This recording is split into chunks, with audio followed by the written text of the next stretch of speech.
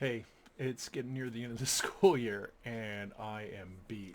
I have a lot of projects going on, things are wrapping up, and if you know anything about teenagers when we get close to summer, you know it's kind of hairy. However, I did stop at my LCS and I got my polls. Hey, this is James for Read More Comics. Thank you for tuning in. As I said, it has been a busy week. I am beat. I've been staying up way too late or getting up way too early to finish projects. But I did get a stack of books and some back issues from my LCS of choice, Buy Me Toys in beautiful Mishawaka, Indiana. Before I get started, though, please hit the like button, hit the subscribe, leave a comment as I'm going through this. If there's a book you happen to get or you've heard about, let me know. Let me know what you think. This is in alphabetical order until I get to the back issues. So, first up, this has been the big book of the week, I think. Maybe I'm wrong. It seems to have a bend. Okay, maybe it's the board. Has a bow to it. Anyway, we're talking about Absolute Batman, issue number 20. Look at that. This is the Nick Dragotta cover. I loved his work on East of West. Love his work on this title. And so I'm leaning towards picking up the A covers because, and I've alluded to this before, the A covers in the Absolute books actually give you insight to the story. Bleeding Cool called this more spoilery than they expected. I don't know how you couldn't have seen this coming. There was a lot of allusion to this, but that's not what makes this the big book. There's been a lot of drama because of, what was it, spine tick gate or whatever label it is on social media. It's kind of ridiculous. There's a printing issue if you didn't know, and it caused a tick right here. Now, in the bag, you can't see it.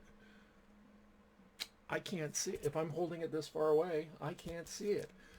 It's there though, and it's not color breaking. It can be pressed out. No big deal. So for those people that are collecting this, sending it to CGC, press the book, and it'll be a much cleaner copy. And CGC said they would be a little bit more forgiving, apparently. Whatever. This has been an awesome read, and I love the fact that we're getting mechs in a Batman book. It looks pretty cool.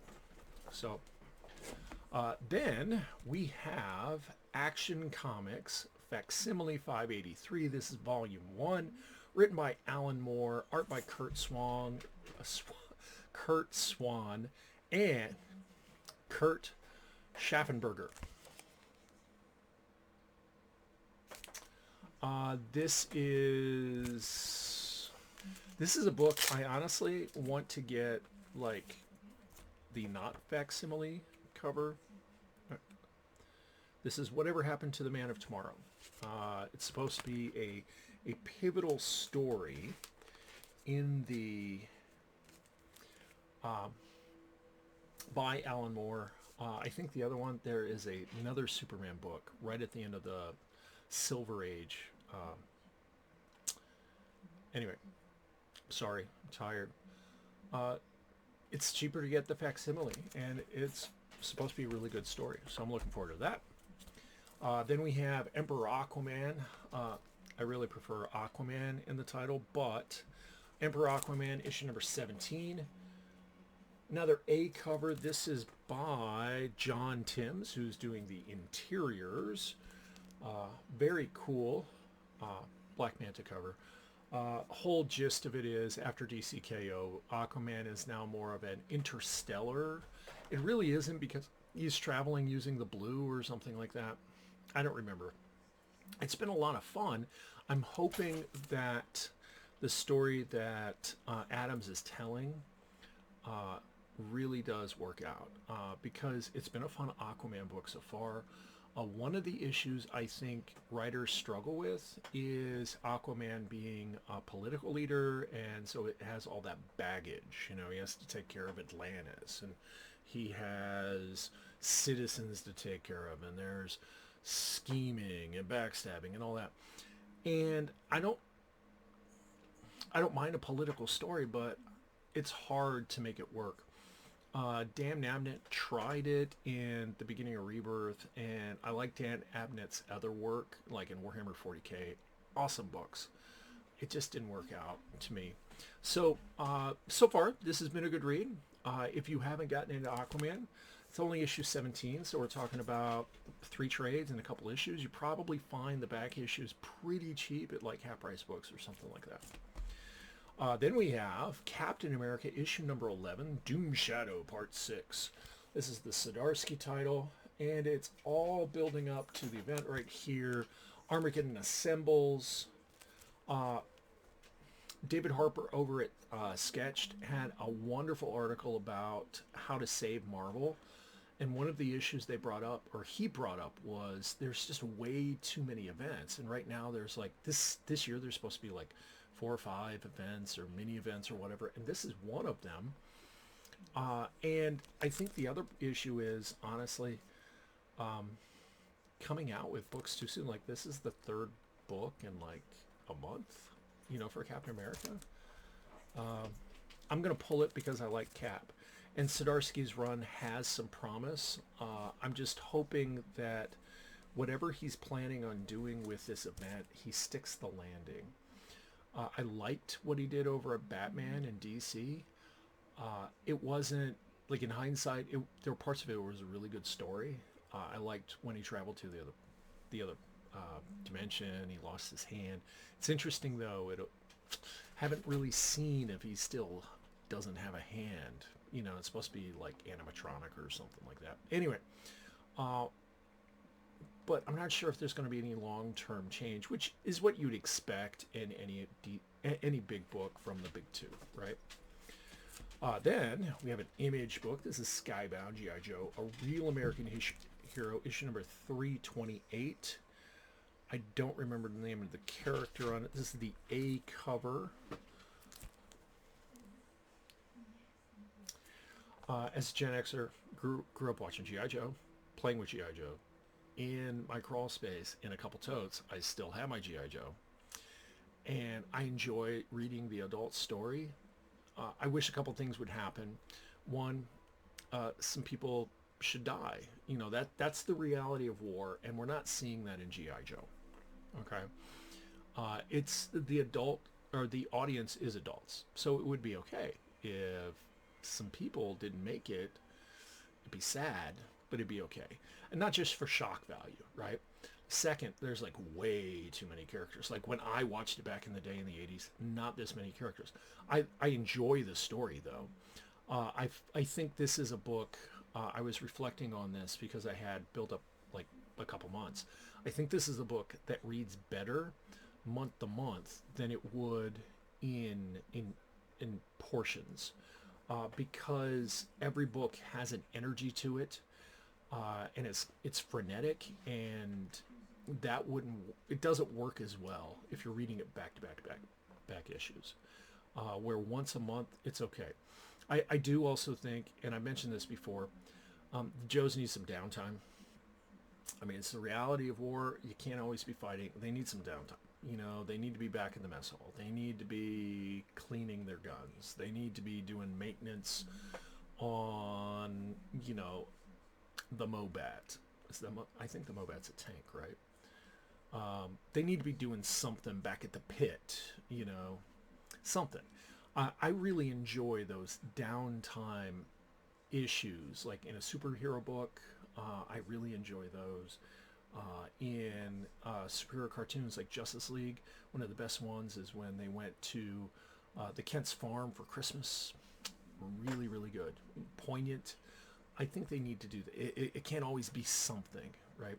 Anyway, G.I. Joe, total nostalgia buy. Then we have an event that I've only read like one of the prelude issues. We got Thundercats versus Silverhawks. This is issue number 4 of 15. Oh, I didn't know there were 15 issues in this. I wonder if they're including the crossover. I bet they are. Okay, this is not ironically touching the regular Thundercats title, nor is it touching the regular Silverhawks title. So let's see, there is Thunderhawks, which is a crossover. Mumra the Ever-Living, which is a part of the crossover. So it looks like, I'm just flipping through the back. One of the cool things about Dynamite books, all the ads are in the back, so you don't get any interruptions. It's kind of clever, right? I'm not seeing any. So the artist on this is Eric Canetti, I think. There you get another look. And I went for all of these cover, like all these variant covers. This is the C cover for this, because he's doing all the C covers and they're really cool. I like the energy. So anyway, then we have Ultimate Endgame issue number 4. This is a variant cover. Originally I had the A cover pulled and it showed sorry, I'm tired, this guy right here, the confessor, the creator, the instigator. It's one of the something. Anyway, Evil Reed Richards here. Evil Reed as like this body horror tree with the trade dress, and I went, oh, this looks really cool. And now I'm kind of regretting it because I think that was a better cover. I think it was like a Dodson cover, but this is still pretty cool. So there was a plot twist in issue number 3 that I want to see what happens. It involves one of the characters on the cover.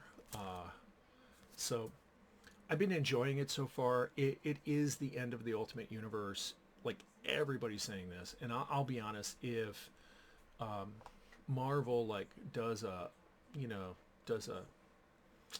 haha, we tricked you plot twist type thing, I don't know if I'm going to enjoy that. I think this story needs to end. So those are all my pulls, these guys right here. So let's look at the back issues I picked up. Yeah, it's interesting, like there's a bow, just, I don't know. It's not on this one though. So I mentioned David Harper. If you don't listen to Off Panel, he's also on YouTube. I'm gonna like link it down below. Highly recommend it.